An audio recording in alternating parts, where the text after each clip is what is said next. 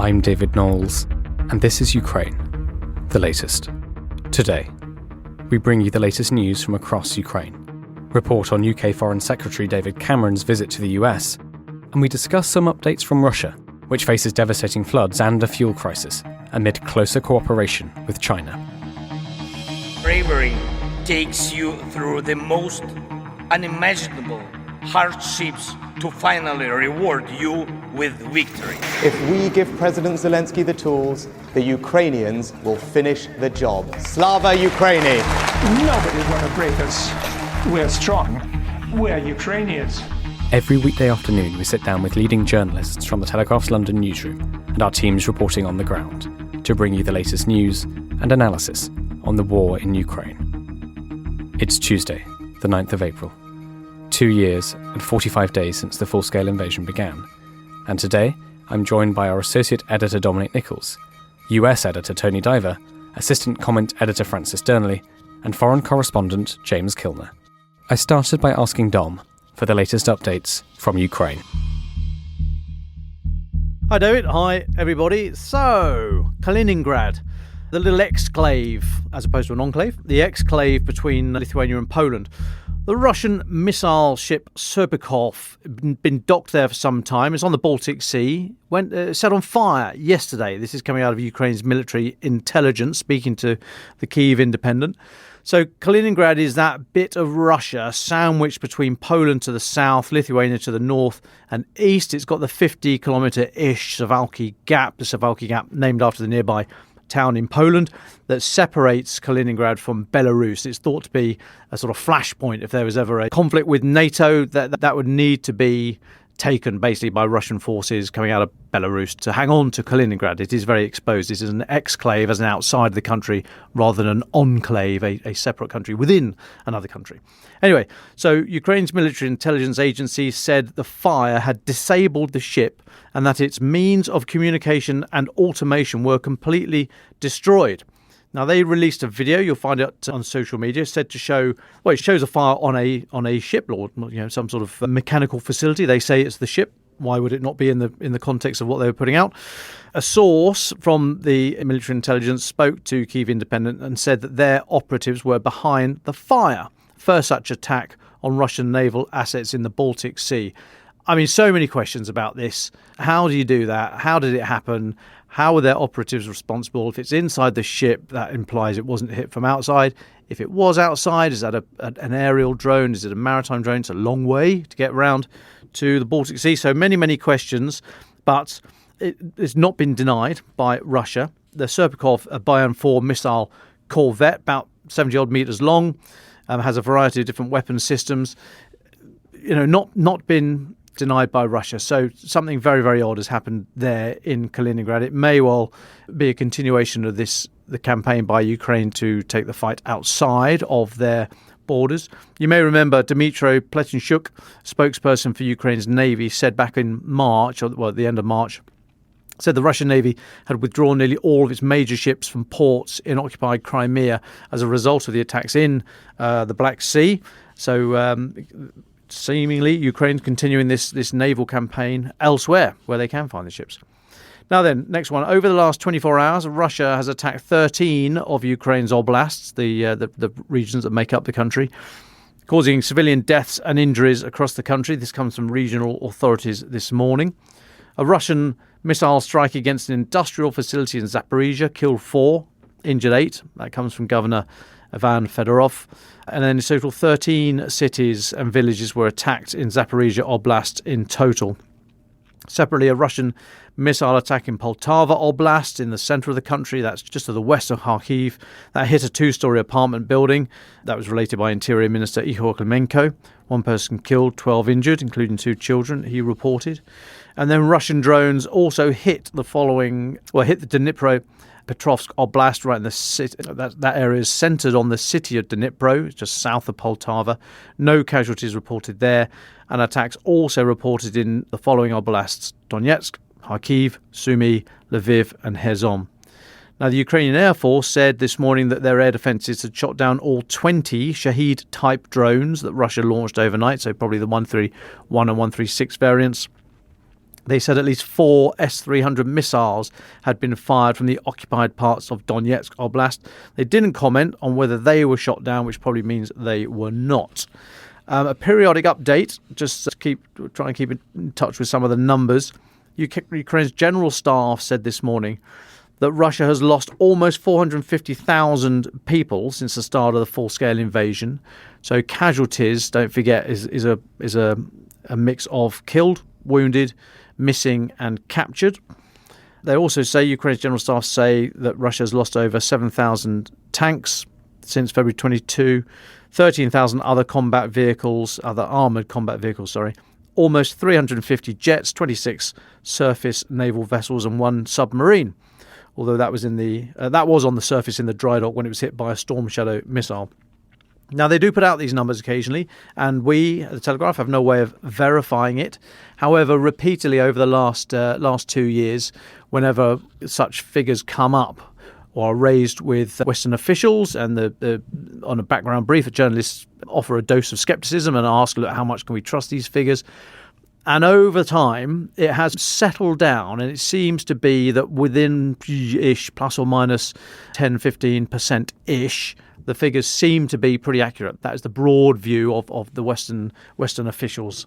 So, yeah, I mean, the numbers are very, very high and probably quite accurate from the Ukrainian side. We think Russia massively exaggerate their effect on Ukraine and underplay their casualties. So I don't put any truck at all in Russian figures, but Ukrainian figures have shown themselves to be reasonably accurate over the last couple of years. Won't go any further than that, really. Now then, next one. Ukrainian drones attacked a Russian aviation training center in the city of Borysoblest in Russia's Voronezh Oblast. So this is about Voronezh. I said that right. Sorry. About 200 kilometers northeast of Ukraine. So the Russian telegram channel Astra claimed the aviation center for flight personnel training was hit by 2 drones. Andrei Yusov, a spokesperson for Ukraine's military intelligence, said the target had been an aircraft factory in the city. Yusov, who was speaking to Radio Free Europe / Radio Liberty this morning, said, "We will not disclose any details, but according to preliminary information, the main production facilities of the enterprise were affected." This continues the steady drumbeat of long-range drone strikes inside Russia. And I'll take a little pause there, David. Well, thank you very much for that, Dom. Dom, there's one more story I'll ask you just to briefly comment on. Our Brussels correspondent, Joe Barnes, wrote it up for us, and it's about Ukraine's future drones. They're developing drones incorporating AI. What can you tell us about this? Yes, I saw this one from Joe, developing artificial intelligence on drones.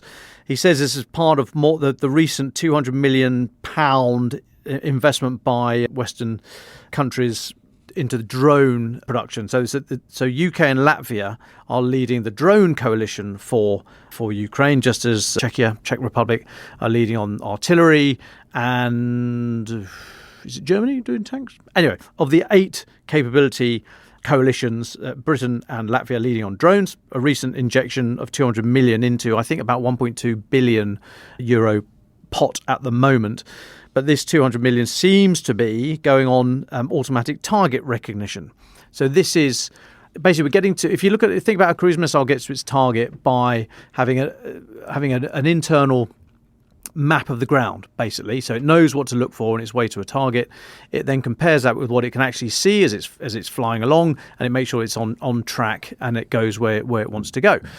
Now, the brilliance of that design is that all the computing power and the technology is on board the missile. It's not affected by electronic warfare jamming from the ground.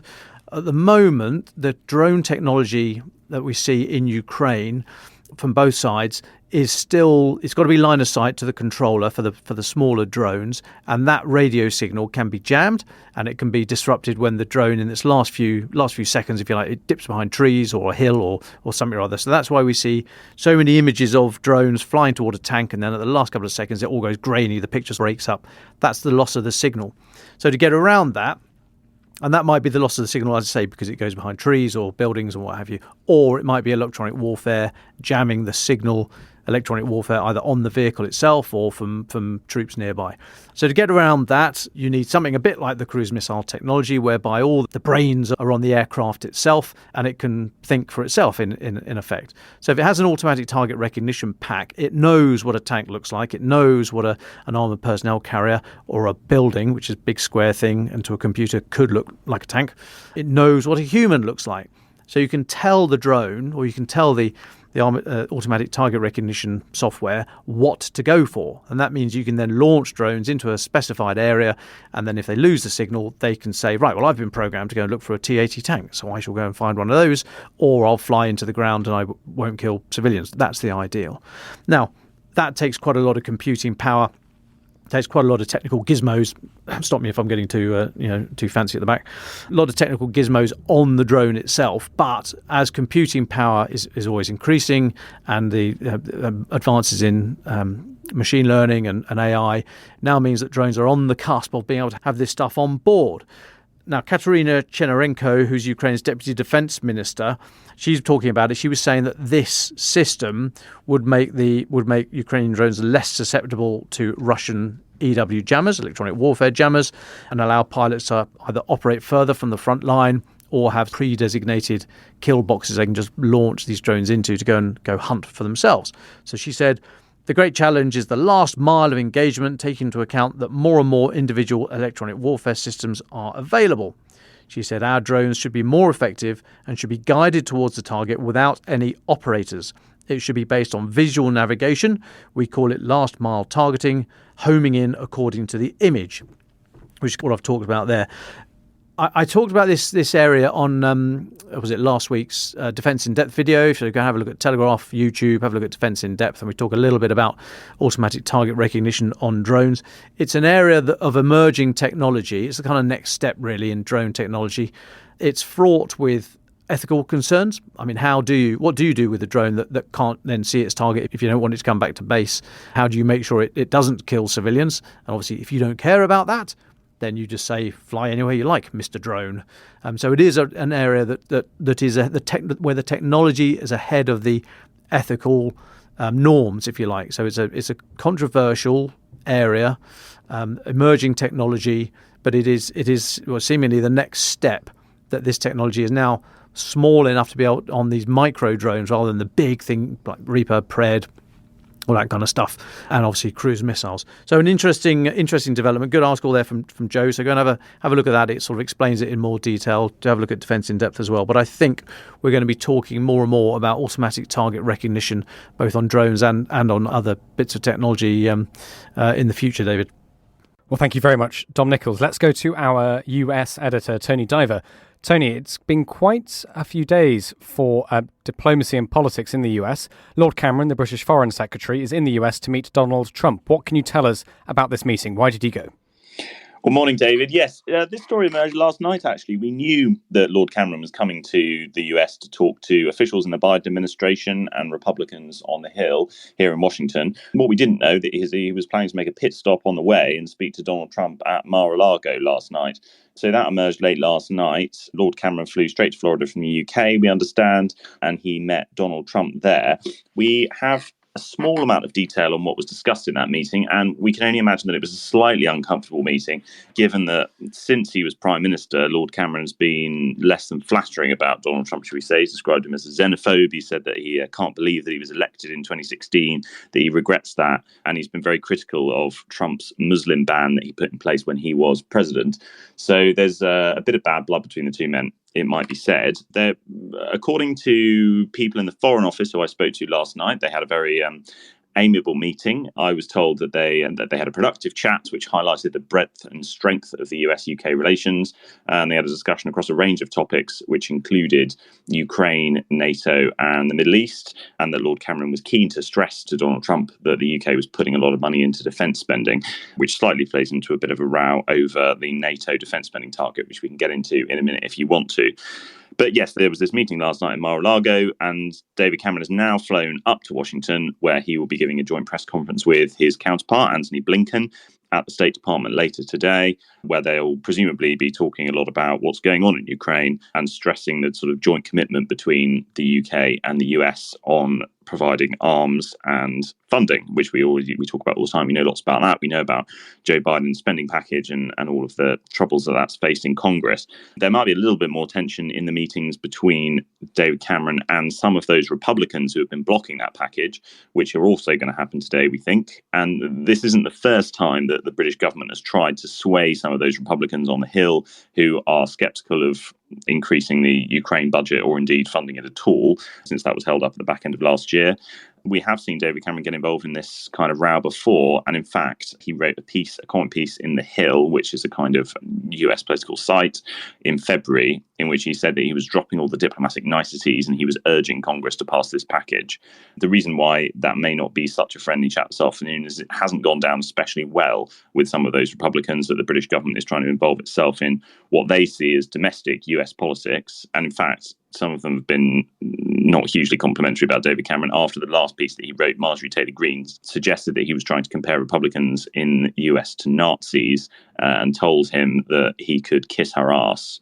That was the readout from her reaction to that piece. So I think basically it's going to be a pretty tricky trip for the Foreign Secretary. He perhaps has got the worst of it out of the way with that meeting last night, but there's a whole round of meetings later this afternoon, and we'll be seeing how firstly, the UK tries to, show how much of a great partner it's been to the US, which is a constant theme of these kind of meetings, but also the US trying to make the case that it is still there supporting Ukraine despite those funding holdups that we've seen in Congress over the last few months. Well, thanks so much, Tony, for taking us through that. I mean, this aid package has been held up for so long now. Do you think that the Brits think that they could succeed? They could change anybody's mind? What's your sense in that? And do we have any idea of what kind of arguments they're using? What are they saying to the Americans? Why do they think that they will succeed? Well, yeah, I mean, this is the million-dollar question. Clearly, the British government hopes that they will be able to sway some of these Republicans. My reading on it, to be honest with you, is that this really is a row about domestic US politics. It's not a row about Ukraine necessarily. And since the back end of last year, we've seen this Ukraine funding package, huge billions of dollars, of almost $100 billion of Ukraine funding, is linked very closely to other domestic concerns, including the US border. And we've talked about this on the podcast before, but there was the potential of an emerging deal at the beginning of this year where there may be some kind of quid pro quo between Republicans and the White House, i.e. they would vote for more funding for Ukraine in exchange for tougher measures on the border. Since then, we've basically seen that potential compromise collapse, and that's due to the influence of Donald Trump. We've seen Donald Trump is not hugely keen to have new border packages passed before the presidential election, because the border has always been something that he's campaigned very strongly on, and it doesn't necessarily help his campaigning chances if Joe Biden is seen to be sorting it out between now and then. So, I mean, that's the kind of key point of this row that I don't really think the British government is going to be able to get anywhere near, because the US border is not a concern of the British government, and it never will be. Now, the arguments being made, we've seen by British ministers, and I met the Defence Secretary when he came over here earlier this year, and he was making similar overtures to the Americans, which is basically to say that if the Western world doesn't put a stop to what Russia is doing in Ukraine, then other countries could be next, that the financial cost of the war in the long run will be much higher if Ukraine isn't the end of it, and a kind of normative case to be made about protecting liberal democracies and the West being seen to protect its allies against a foreign aggressor. I mean, those are the two main arguments which are made by visiting Brits. We've also seen Liz Truss come over here and make similar arguments and speak to those Republicans. To be honest with you, I don't hold out great hope that despite all of the rows that have been going on here between the Republicans and the Democrats and all of these other previous visits, that Lord Cameron will be able to swoop in and sort it all out this afternoon. But we perhaps will see a bit of movement on what the administration expects from the UK, how the two countries expect to work together, and potentially some warnings about what might happen under a future Republican administration, because as we know, Mr. Trump is much less keen on the NATO alliance as a whole, on countries that don't spend enough on it, and on the war itself. So I think perhaps the best we could hope for in terms of an interesting story to take us on from where we are is a view from either Lord Cameron or the administration on what might happen there. But we'll obviously be following it very closely here. I'm going to the press conference this afternoon, and we'll be updating readers on everything that happens. Thank you so much, Tony. Is there anything else you'd like to bring up at this point? I mean, maybe zooming out, how is the issue of Ukraine and the Ukraine war being reported in the American press? Do you see it dominating? Is it receding in importance for readers? What do you see there? No, to be honest with you, the Ukraine war is definitely receding in importance in terms of coverage and what people are talking about. That's been the case since October 7th, and the war in the Middle East took over as the kind of main foreign story here. It is, of course, still being discussed, but it is being discussed in the terms of those domestic political concerns that I mentioned earlier and what might happen on the Hill. And I think early on in the Republican primary race, we saw the war in Ukraine feature quite heavily because it was still a major story over here in terms of how these candidates would deal with it. Since then, I think it really has faded a bit in the public consciousness, and that will be key in the minds of those in the Biden administration who are hoping to drum up some more support for it, both among lawmakers and among the general public.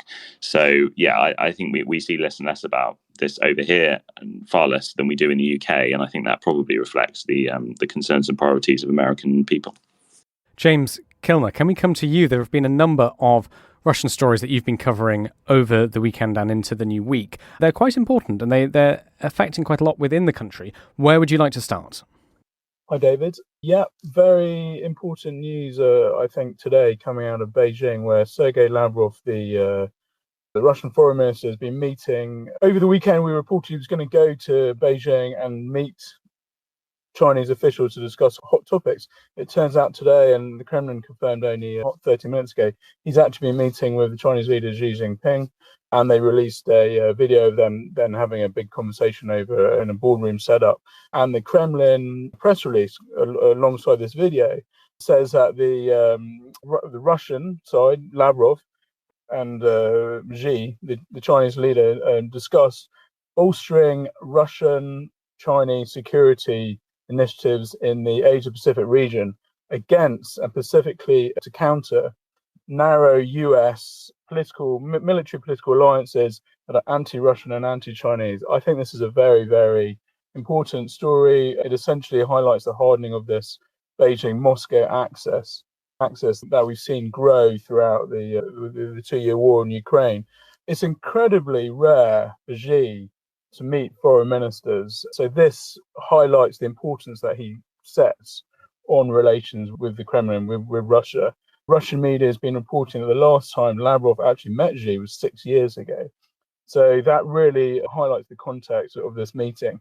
We also know, and it's now been confirmed again 30 minutes ago, it was floated a week or so ago that Putin was going to go to Beijing. This has now been confirmed. This will be his first overseas meeting since his re-election as Russia's president in the election in the middle of March. So again, the context is really important. To remind your listeners, David, since Europe and the West cut relations with Russia over its invasion of Ukraine in February 22, China has really become Russia's most important economic partner. Last year, the Russian central bank said that trade between the two countries had increased by 26%. We know that China is buying a huge amount of Russian oil and gas, and the yuan has become the most traded currency in Russia from a virtually negligible position. The Russian central bank has been encouraging Russians to skip Western sanctions, financial sanctions, and do through currency swaps with China through the yuan. So really, really important stuff coming out of Beijing, just confirmed 30 minutes ago by the Kremlin. Absolutely. Thank you, James. Well, let's stay in Russia. There's a fuel crisis. Tell us about this, and how important is it in your view? So this is a story that we've been covering quite in some detail in the newspaper, and we've discussed on your podcast before. This is Ukrainian drone strikes on refineries are really having a large impact now. So they've hit 15 oil refineries in 10 different regions across Russia, including some of the biggest. And the latest estimates are they've reduced the Russian refinery capacity by 14%. So I'm not 100% sure how this translates into fuel capacity, but a sizable chunk has been knocked out. Reuters reported yesterday, quoting 3 unnamed officials with knowledge of the scenario, that the Kremlin has now asked Kazakhstan to supply 100,000 tons of fuel, emergency fuel, to replenish its resources in Russia, where prices have been rising. We already know that the Kremlin's already asked Belarus to do the same. Kazakhstan has said that it has denied that it's received an official request for this emergency fuel. And Kazakhstan itself, it has 3 oil refineries. They are permanently being repaired. They need modernising. Its own refining capacity is limited. And it also, like Russia, also has a ban on fuel exports. So I'm not 100% sure how it's going to play out there. Kazakhstan is part of the Eurasian Economic Union, as your listeners will know, is the Kremlin-led economic bloc, which has basically been essential to the Kremlin's skipping Western sanctions. So Russia, again, leaning on former Soviet Kazakhstan to try and prop up its limping economic scenario. One important side story of this, David, is that the US has apparently had a word with Ukraine and asked them to stop this apparent alleged attacks on these Russian oil refineries. It is worried that that Russia will retaliate and crimp Western oil supplies, etc. We know that there's a huge pipeline running from Western Kazakhstan through to the Black Sea. It's called CPC, which supplies 1% of the West oil supplies, and that runs through Russia. So it does have a lot of leverage over that sort of thing. And the US is trying to step in because they're worried that this is going to basically trigger a huge rise in fuel prices around the world. So again, another massive story, huge ramifications from this. What has really been a relatively successful drone bombing campaign by Ukraine on Russian oil refineries. And there's one more piece of news, James, which I think is important to mention. This fuel crisis, this meeting with Xi Jinping in Beijing. Back at home in Russia, there have been some absolutely catastrophic weather events. What are they, and what impact do you think that will have on the country? So this is the massive flooding scenario just happening across North and West Kazakhstan and Siberia, so southern Russia. On the border area with Kazakhstan. The Kazakh president, Kassym-Jomart Tokayev, said in an address to the nation on Saturday that these were the worst floods in Kazakhstan for 80 years. Really puts the context on this situation. Now, the floods have been caused, global warming has been blamed for the floods. The winter season has been shortened by about 2 or 3 weeks in the mountains. And there's also been heavy rainfall, and this has basically swelled rivers and reservoirs to breaking point in a sort of in an area which spans the length of Western Europe. We've seen massive amounts of flooding, towns being evacuated, dams bursting, etc. Mainly in Kazakhstan in the last 10 days, but then on Friday evening, the authorities in a town called Orsk, which is about 10 miles north of Kazakhstan, started to evacuate people there when they said that a dam had failed. The following day, there was this deluge of video showing rescuers nipping between flooded villages, the roofs of houses visible on boats, etc. And only today, again, we've had more warnings across southern Russia in the Oblast of Orenburg and Kurgan, where they're saying that some of the rivers which drain the Siberian steppe and the Ural Mountains have risen by, I read one account, by 1 meter in the last 2 hours. And they're again trying to evacuate 1,000 people from their homes. Now, how this plays into your listeners' core interests, which is the war in Ukraine, I think this is another crisis at home, which is going to sow more doubt into minds of ordinary Russians about the competence of the Kremlin. There's already a lot of people calling for Emergencies Minister Sergei Kurenkov to resign. He's the guy who fronts up the Kremlin's emergency response unit, who's been down to Orsk, who's toured the flooded areas, etc. And he's getting a lot of flack for apparently giving the evacuation order too late and trying to reassure local residents at the end of last week, before the dam failed, that everything was going to be fine. And this important thing is here, it also comes a couple of weeks or so after this terror attack in the Caucasus City Hall music venue in Moscow, where 145 people died, etc. And we now know that dozens of those people who were killed, I'm not 100% sure, certainly dozens died of smoke inhalation rather than gunshot wounds, because the fire exits were locked and blocked. And again, Kurenkov, who fronted up the Kremlin response, again said initially all the fire systems were working fine, blah, blah, blah. Sprinklers were on, the exits were open, etc. This has been shown to be not true. So again, Kremlin competence is being challenged. So I think all these things just pile pressure on the Kremlin. Well, thank you so much, James. Francis Sternley, can I come to you? I know you have some thoughts and analysis on some of the developments in the US in the past day. Thanks, David. It's very interesting hearing the mood on the Hill from Tony. As he says, the danger for Lord Cameron is he actually makes it harder for Speaker Mike Johnson, whose team have, after all, said the Republicans now expect to pass the military aid package in the coming weeks. To rally the MAGA wing of his party to support that bill, it could backfire, which is why I imagine Cameron was eager to meet with Trump in an attempt to show that he's not a mouthpiece for the Biden administration. The fact he's over there, of course, speaks to the deep concern among Western capitals of what an American withdrawal or reduction of materiel and personnel in Europe would mean for their defence, hence why they're trying to talk Trump around. Of all the European nations, it's Britain that many argue has the best chance of doing so, given Trump's stated Anglophilia. Given Trump's recent remarks, many believe a full American withdrawal from NATO is unlikely, not least because more countries are beginning to spend the agreed 2% of GDP on defence, as he demanded. So the real concern is what a reduced American involvement in Europe and in Ukraine would mean. I say again, though, that even in the likely best case scenarios as things stand from a Ukrainian perspective, holding the current front line, a Biden victory, etc., it is unlikely that will be enough to deliver decisive successes on the battlefield against a reviving Russian army. There is not the political will among the Democrats in Washington to provide more weapons, even if the Democrats win in November. Therefore, the ongoing debate, as we see today with Cameron urging the military package to go through, is surely secondary to the primary one, namely, to Dom's point, what are we giving weapons to Ukraine to achieve? I think the unspoken objective remains simple as far as many Western capitals are concerned.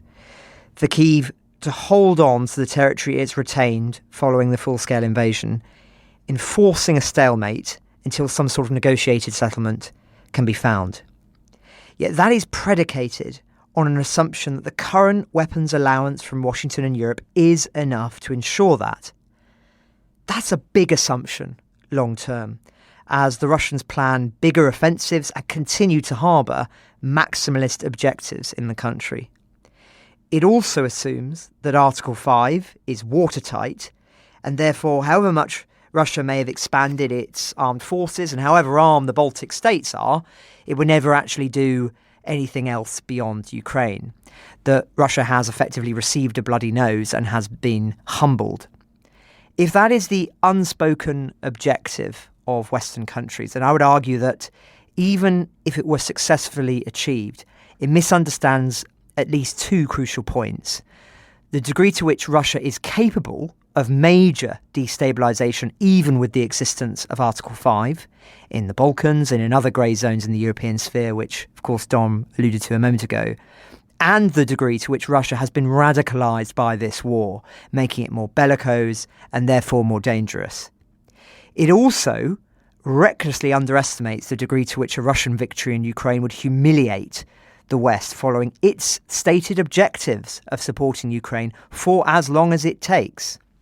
Surely something unadvisable in an increasingly febrile global context.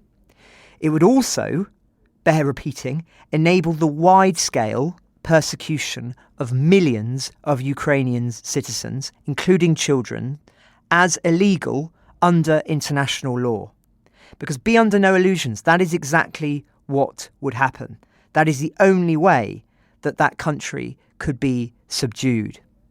As Edward Gibbon said, resistance, if it cannot avert, will increase the miseries of conquest. And once you permit such egregious behaviour on European soil once again, it changes the moral architecture of the world we inhabit, as I've said before, making previously unacceptable behaviours, supposedly suspended by the collapse of the Soviet Union, permissible once more. The Baltic states are closer to this viewpoint, but they are still losing out to the so-called realists in Washington, London and Berlin. There is some evidence the ground has shifted in Paris, but again, we have to see deeds, not words, I think. Fundamentally, it is a question of political will, as it has been ever since the invasion began. I would argue that too many politicians believe the political weather is fixed on the current status quo and therefore remain silent or hesitant without realising that with more courage, many others are likely to support their view of taking more action, whether in the case of weapons deliveries or in terms of having a serious conversation about what the red line is for the West in Ukraine. Who knows where we might be now, what policy leaps might have been made had there been bolder leadership on this issue earlier. Which is why Macron's remarks were potentially so significant. For the first time, we were beginning to see a viewpoint be articulated about where the Western red line might be in Ukraine. Regrettably, though, that hasn't really been taken up yet. Indeed, some countries have denounced even the vague prospect of boots on the ground in extremis, including Britain and Germany. Perhaps the only way that will change now is if Russia does make more gains deeper into Ukraine, which of course would result in many, many more thousands of lives being lost. So this is a very roundabout way of saying, David, that perhaps we're having the wrong conversation. Instead of focusing on that military aid package, which is important but is not a strategic game changer, we should be returning to the question of what we want Ukraine to achieve in this conflict. Because if it is for them to win the war, then we are not doing enough. It is as simple as that. Therefore, the West is, in essence, distracting itself via the convenient excuse of obsessing over American aid, which changes little apart from enabling Kyiv to hold on a little longer, when time, arguably, is not on its side. A depressing thought, I know, but a humble attempt to try and reframe the terms of the debate.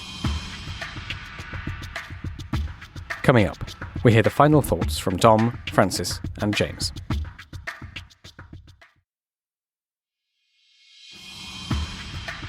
Thank you so much, James, Francis, Dom and Tony. Let's move then to our final thoughts.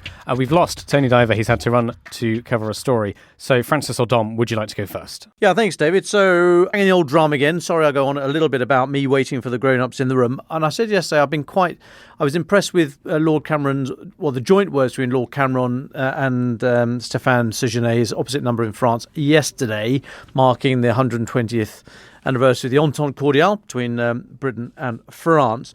And there does seem to be a bit of a sort of diplomatic, it's either a diplomatic push by Britain and France at the moment, or a bit of competition between them to see who can be hardest in their support for Ukraine. I'll take either, quite frankly. But I noticed some interesting comments just over the last 24 hours by the French foreign minister, who said it is no longer in Paris's interest to talk to Russia, because they get mixed results when Paris then puts out the result of those meetings or those conversations, and Russia does the same. The two accounts differ markedly. So Mr. Séjourné was saying it's not in our interest currently to hold discussions with Russian officials because the statements and the summaries issued about them are lies. I mean, very strong word, lies. Don't often hear a diplomat saying that. Now, the context of this is, the particular sort of pinprick that set this one off was the result of a phone call last week, apparently, between Sébastien Lecornu, who's France's defence minister, and Sergei Shoigu, which I think Francis covered whilst I was away. But, very interesting.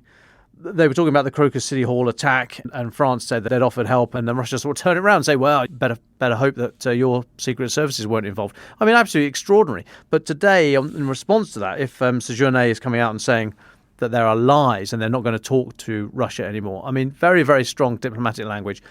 I wonder if, as I said, this is in concert or maybe some plan ahead of the announcement or the Entente Cordiale celebrations yesterday, or whether or not this is just everyone's had enough of Russian lies, disinformation, and they're all, if not working together, but coming from the same start point and pushing back against this Russian nonsense. But very interesting to see the language coming out of Paris and London at the moment, David. Thank you very much, Dom, Nicholls. Francis Sternley, would you like to go next? Thanks, David. I cited the impressive work of Ed Conway, economics and data editor of Sky News, a week or two ago, as he crunched the numbers into how Russia is continuing to get vital material from Western countries. Over the weekend, he's written a fascinating and important piece on this for the Sunday Times, headlined, "Britain is still making a killing from Putin's war machine." Whilst it is specifically focused on the UK, it remains relevant for many other European countries, such as Germany and France, which is why I reference it here. As he writes, "The figures I extracted from His Majesty's Revenue and Customs database were among the most startling I've seen in all my years as a data journalist. It wasn't just that they showed our exports to former Soviet states rising to unprecedented levels, up by thousands of percent. More intriguing still were the types of things going there. Hundreds of millions of pounds worth of luxury cars going all of a sudden to Azerbaijan, Kazakhstan and Armenia. Millions of pounds worth of heavy machinery going to Kyrgyzstan. The deeper I dug into the data, the more unsettling it became. I isolated British exports of what are known as common high priority items, a sanctions list of components used in Russian military systems, including many discovered in these missile graveyards. These are the items we know have been used to kill Ukrainian citizens, and it turns out British exports of them to Armenia, Kyrgyzstan, Georgia and Uzbekistan are up by more than 500% since early 2022. This whole murky trade is generating hundreds of millions of pounds for Britain's car makers. Yet the Society of Motor Manufacturers and Traders, Britain's car lobby group, insists there's nothing to see here. Azerbaijan has apparently overtaken Canada and Spain as one of our biggest export partners for cars because this small, stagnant, developing economy is suddenly a superpower. You heard it here first. How long it can maintain this improbable stance is unclear." Conway sadly concludes, "The government says it's doing all it can to stem these flows, but it seems to be fighting a losing battle. Money, it seems, always wins. Then again, it always did. In my book, Material World, I wrote of the astounding instant in 1915 when Britain and Germany did a secret trade. We got Zeiss binoculars in exchange for rubber from Malaya. All the better to kill each other with. Nothing changes." A depressing point on which to end, David, but evidently sanctions are not working, as we've talked about for some time now, whatever European governments might be saying publicly. I'll add a link in the show notes if people want to digest the startling graphs Mr. Conway has put together. Thank you very much, Dom and Francis. James Kilner, would you like the very final words?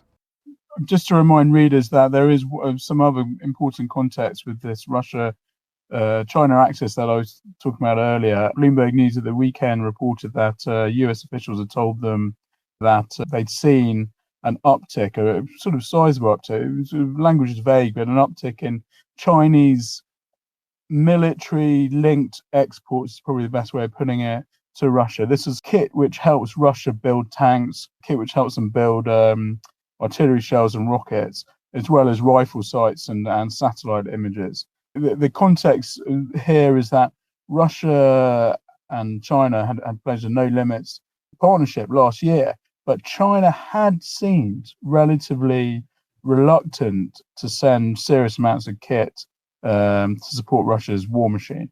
This now seems to have changed, and this is also really important. There does seem to have been a shift in China's attitude towards Russia, possibly because, as these US officials were alluding to, Russia's now on the front foot across the front line, and China wants to back what they see as a winner. So really important context there for the China-Russia axis and for the war in Ukraine. One other small thing that I really want to update your listeners about, David, is this meeting at the end of last week on Friday. Nicol Pashinyan, the Armenian Prime Minister, was in Brussels, where he met Blinken and EU officials and was promised, this is the important thing here, was promised 290 million euros by the EU to help Armenian society and businesses reduce their reliance on Russia. As we know, Armenia is trying to shift out of the Kremlin orbit. This cash injection by the EU came as a surprise. We weren't expecting that.